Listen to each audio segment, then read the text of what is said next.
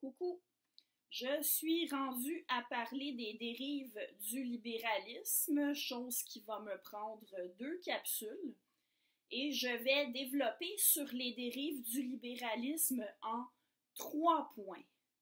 Premièrement, Bock-Côté reproche à la mentalité contemporaine d'avoir poussé la volonté de liberté au point de vouloir s'affranchir complètement des déterminismes, comme s'ils étaient une prison. Deuxièmement, on peut constater que l'individualisme se retourne contre lui-même, ce qui révèle que c'est un concept fallacieux. Notez que pour ce 2e point, je vais prendre la liberté de m'éloigner du texte de Bock-Côté pour ajouter une critique de mon cru de l'individualisme contemporain. Troisièmement, Mathieu Bock-Côté souligne à sa manière qu'on a perdu de vue la différence entre le domaine épistémique et le domaine éthique et politique. On en est à revendiquer la liberté sur des questions de fait, alors que la liberté a seulement sa place dans les questions de valeur. Je vais développer chacun de ces 3 points-là en les illustrant à l'aide de l'exemple choisi par Mathieu Bock-Côté lui-même dans l'extrait de livre que je suis en train de commenter, c'est-à-dire la théorie du genre. Allons-y donc pour commencer avec le rejet des déterminismes. Après avoir rejeté un certain nombre d'éléments qui caractérisaient traditionnellement les cultures occidentales, comme le christianisme, la pratique religieuse, la famille traditionnelle, eh bien, on semble vouloir aller de plus en plus loin et aller jusqu'à tout déconstruire, soi-disant pour atteindre l'universalisme. Et on conçoit l'émancipation, la liberté, comme l'affranchissement de tout déterminisme socio-historique. Il faudrait que chacun forge sa propre identité tout seul. Ici, on pourrait reconnaître un excès de l'humanisme tel que je l'ai défini, du moins, c'est un excès d'un point de vue conservateur. L'humanisme, ça consiste à se prendre soi-même comme référence normative, à prendre l'humain comme référence normative. Dans la conception qui est critiquée par Mathieu Bock-Côté, non seulement il n'y a rien au-dessus de l'humain, mais il n'y a même rien au-dessus de l'individu.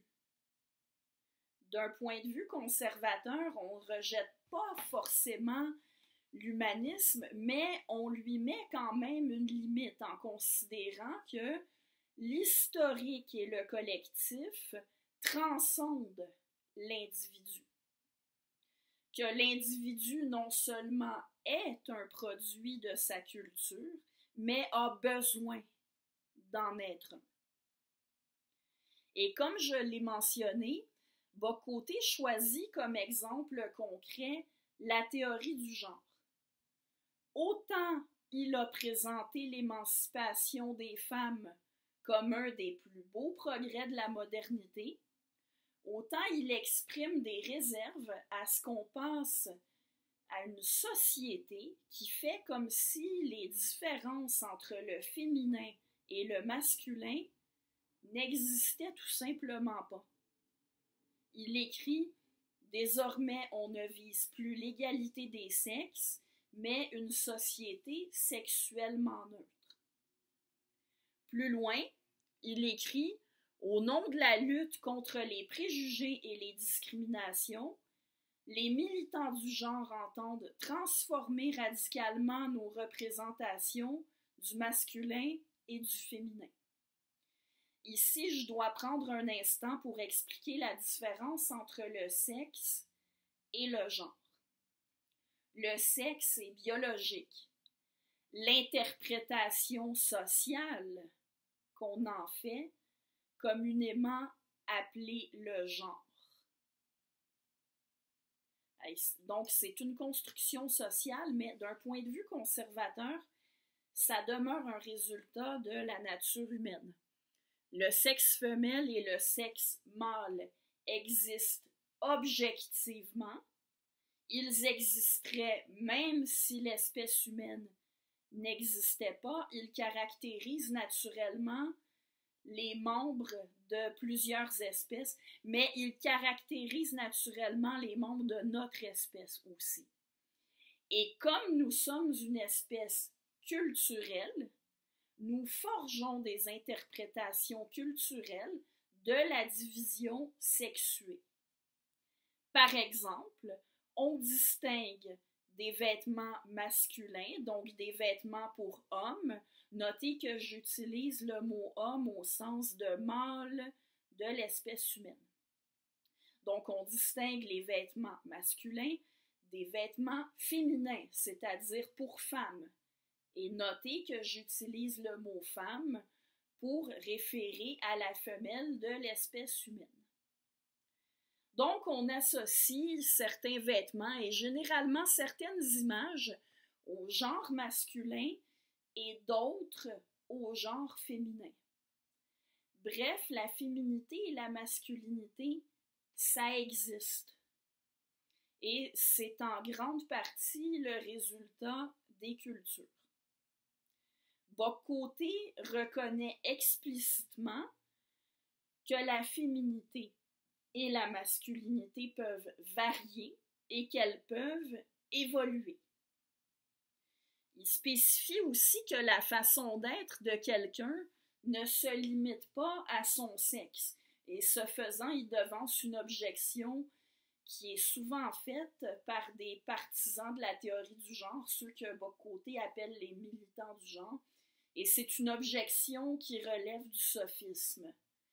Contrairement à ce que prétendent ces militants du genre, ce n'est pas parce qu'on affirme que le sexe existe objectivement, indépendamment de la volonté et de l'identité subjective des individus, et que les représentations sociales qu'on se fait du genre féminin et du genre masculin comptent, qu'on prétend que l'identité de quelqu'un se réduit à ses organes génitaux.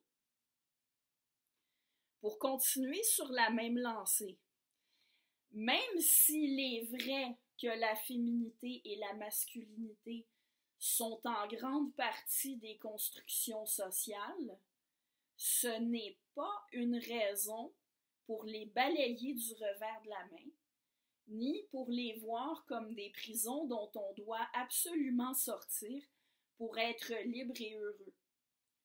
Non seulement il n'y a rien de mal à distinguer les vêtements pour femmes des vêtements pour hommes, à avoir des représentations symboliques associées aux femmes et d'autres aux hommes, des jouets pour filles, des jouets pour garçons, etc.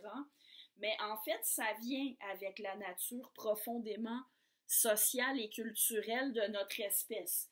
On a besoin de se donner des codes culturels et on a tendance à faire des interprétations de ce qui nous est présenté par la nature. Est-ce que c'est bien qu'on ait la liberté de ne pas se conformer aux représentations sociales attribuées à son sexe?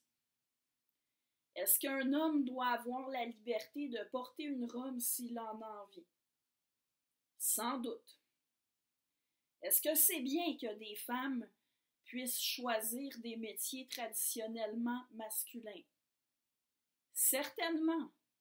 Mais il y a une différence entre ça et vouloir faire table rase de toutes nos représentations sociales du masculin et du féminin. Du point de vue de la philosophie conservatrice, ces représentations ont leur raison d'être. Je vous reviens dans la capsule suivante pour les deuxième et troisième points.